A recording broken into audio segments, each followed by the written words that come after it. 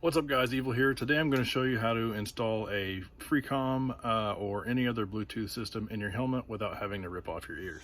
Today I'm installing a Cardo Freecom X2. So I've had the Scholar Riders in the past installed in like my showy helmets, and you know, it made it sort of painful to wear sometimes, but I was able to literally just stick the speakers in there underneath the pad and it was fine. On this Oneal I bought here, that was excruciating. So what I've done here is I watched a video where a guy used a soldering iron to chop a little bit of the foam out so the speaker set flush, and I kind of thought my way would be better, so I wanted to at least put this out here for people to see. So if you don't already have one, head out to Hobby Lobby and grab a foam cutter. These are super, I use them for hobbies and whatnot. These are super useful. But the reason why this is better than a soldering iron is because this is meant to cut foam. Soldering iron is meant to melt metal.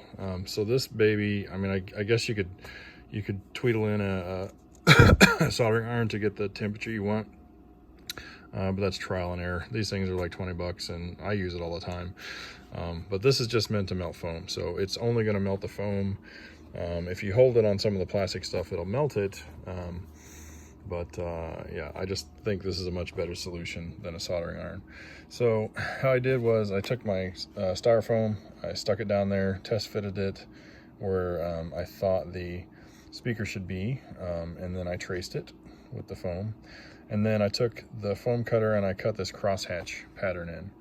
The other video, the guy used the soldering iron to just keep it in there, keep drilling down on the foam until he got to the depth he wanted. I think this crosshatch pattern is better because it makes it sort of like that pull and pluck foam. I forget my hand's in the way, but it sort of smelts it together and it comes out in one piece. So you just keep plucking, you cross hatch it, keep plucking, check your depth and your size. You can enlarge the hole if needed.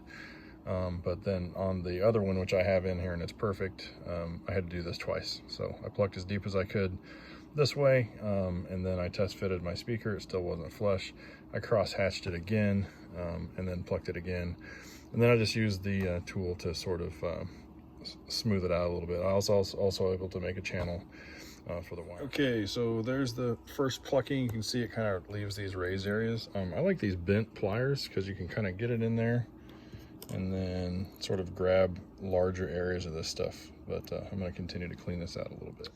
And here's after scoring it again a second time. I test fitted, had to enlarge the hole a little bit, so I'm just going to keep doing that. Keep plucking. You want to be careful not to go too deep. You obviously don't want to go all the way through the foam. But just enough depth to get the speaker in there mounted flush. So I'm gonna pluck out this area again and then test fit. All right, and there it is. I had to do 3 crosshatch and 3 pluckings to get it there, and then trim it on the edges a bit. I'll show you it without the speaker. You can see about how deep I had to go. I even lifted this little carbon piece here on the edge. Get a hand for me. I lifted this guy up a little bit so I could actually slide it under there, and I also utilized some of the channel where the chin strap comes through to take up some of that area, because the chin strap's pulled forward or down. It doesn't need that extra space, so I wanted to get the speaker as low and as far forward as possible. And then there's the little channel I put for the speaker wire.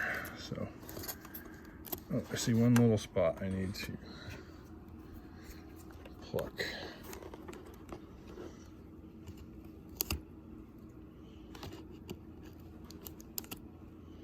There we go. And if you wanted to, you could put Velcro on the bottom of this. It's not likely it's going to stick to that real well. What I do is just make sure that the size is pretty much exact and it will be friction fit,